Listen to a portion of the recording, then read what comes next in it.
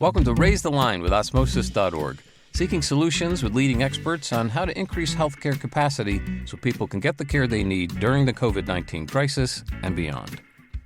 Hi, I'm Shiv Gaglani, and today on Raise the Line, I'm happy to be joined by Frank Sculli, who's the co-founder and CEO of BioDigital, which created the first 3D human visualization platform.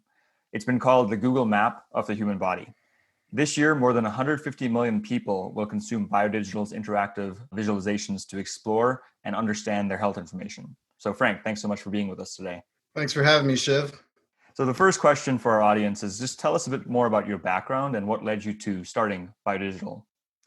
The 30,000 foot view is, like many people, I started in pre-med. I was fascinated with medicine. I ended up finding that I really love to build things. So I ended up doing my graduate work primarily in biomedical engineering. When I completed that work, it was really the inception of the internet boom. So I dove headfirst, worked for a consulting firm into understanding the nuts and bolts of how the internet works, coding, architecting large software systems. And then the bubble burst, and I still had that passion for medicine. So I wanted to find a way to fuse technology. At that same time, I met my now co-founder, John, and who had a passion for visualization. And we saw the emergence of 3D tech, really the profound impact it was having on industries like video games and movies, where it revolutionized those industries in a matter of years. And we knew that the way people understood and learn about the human body really hadn't changed in centuries, and that the same technology could have a similar profound impact. So at that time, we started a consulting business. We applied 3D tech to visualization of everything from oncology data to drugs to medical devices to surgical procedures to anatomy for medical schools. But we were providing one-off solutions. What we found, though, in each and every one of those engagements over the course of about 9 years was, per our thesis, 3D was a more effective way to communicate and learn, but it wasn't being offered in a scalable way. It hadn't transformed the industries like we had expected, like in video games and movies. So speaking of scale, super impressive to have reached 150 million people globally this year. Can you talk a bit more about how you've achieved that scale and who your primary consumers are? Who do you actually sell to and reach in the process of building BioDigital? So it's a horizontal platform. It was architected from the ground up to be a horizontal platform because we truly believe there were all these needs, assorted needs across healthcare to better understand the human body, both anatomy, disease, and treatments. I think in 2018, 2019, and 2020 has been disrupted by COVID, but we were really starting to see that vision come to fruition, where it's being applied, helping patients understand heart anomalies, to training surgeons in third world countries, to helping students better prepare for certification exams, and a whole slew of use cases in between. It's highly adaptable, right? There's toolkits that sit on top of this platform that make it highly adaptable. So, a few more real world examples. When COVID hit, we started working with leading virologists, and within a couple of weeks, we were able to visualize the virus, the structure of the virus, the symptoms, the potential treatment options, and then disseminate that information because it's all in the cloud very quickly. And now we have it used by people like, Dr. Gupta and Dr. Manuel on CNN and MSC respectively.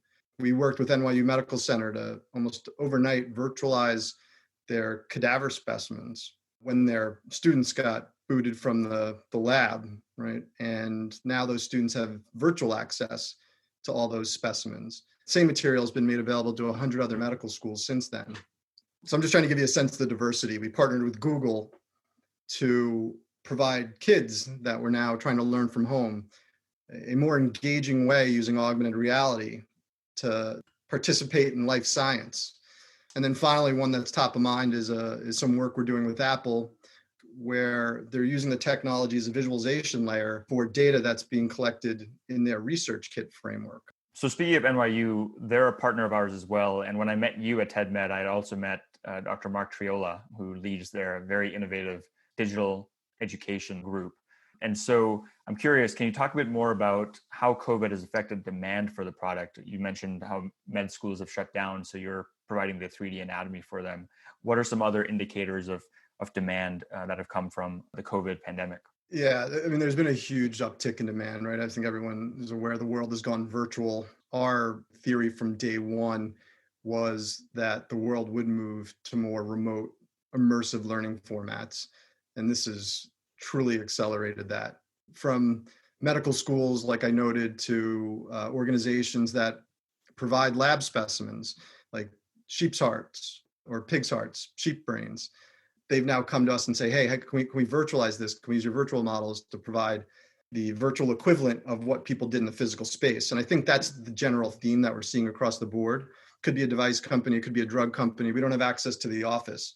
How do we digitize this? How do we emulate what was done in the real world as closely as possible with virtual technologies? And the big one is, of course, telehealth. Everyone's talking about telehealth right now. I don't need to go into how much it's booming, but we're trying to give providers the tools that they need to explain these difficult medical concepts to patients virtually, right? They can no longer reference the physical model that sat on their desk or the schematic that was behind them in the room anymore.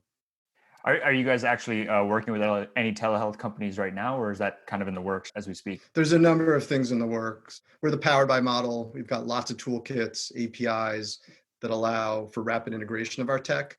So we're looking at that ecosystem, which is pretty diverse right now in terms of the types of application, the type of telehealth platforms that are being deployed, and making sure that our toolkit applies well. So can you speak a bit more about any research or any studies related to how we can use 3D in learning? Does it actually improve engagement, comprehension, any of that?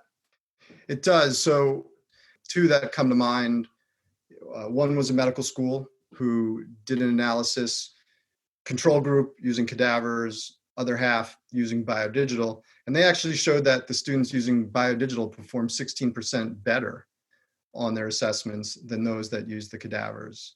There was another study done in surgical education where they compared interactive 3D using BioDigital to understand the cognitive tasks in a procedure compared to more traditional books and illustration. And those students performed 43% better. Expanding on that, when we talk about immersive technology and 3D, there's a lot of buzz around AR and VR these days. We don't necessarily mean AR and VR. Our technology can be consumed in those headsets in that format, but it's not necessary. Access Anyway was key to our architecture. So you can now use this immersive format on any mobile device, any web browser. I think it's the spatial, understanding the spatial relationships, the interactivity, the engagement are key to improving those learning outcomes. So we call this podcast Raise the Line because it's all about how do we increase healthcare capacity. And clearly you all are doing that through training, both of clinicians and of patients. I'm curious, what are some other lessons you think we've learned in the heart of this pandemic about how we can all collectively increase healthcare capacity and raise the line? It's a great question. This pandemic it's highlighted a number of things. I think one being socioeconomic inequalities in access to quality care.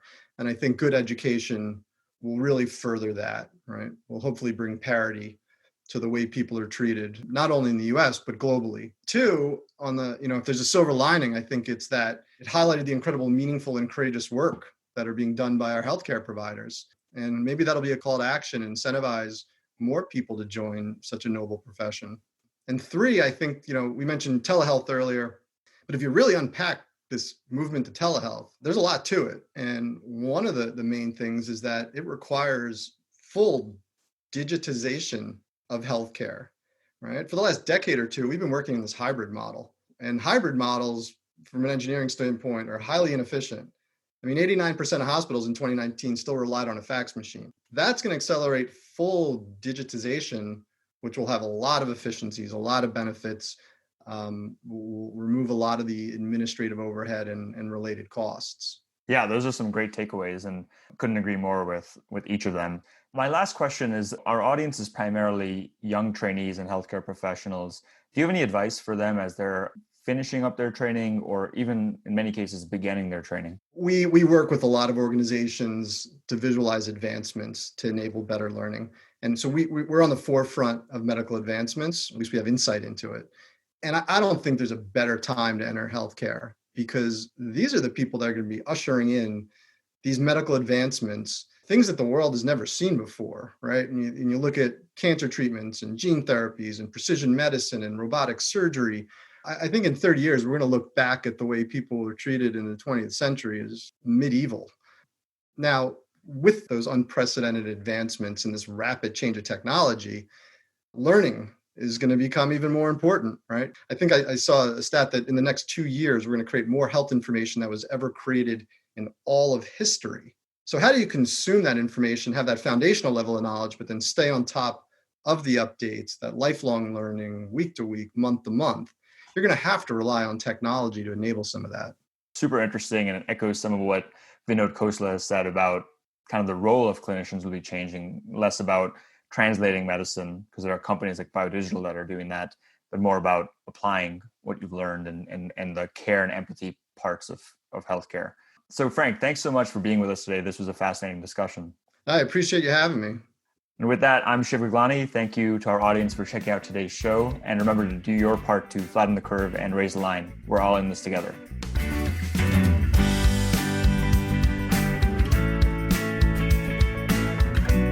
For more information on how you can help raise the line and flatten the curve, go to osmosis.org/COVID-19. If you like this podcast, please share it on your social channels. You can also subscribe to the series and check out all of our podcasts at osmosis.org/Raise the Line Podcast.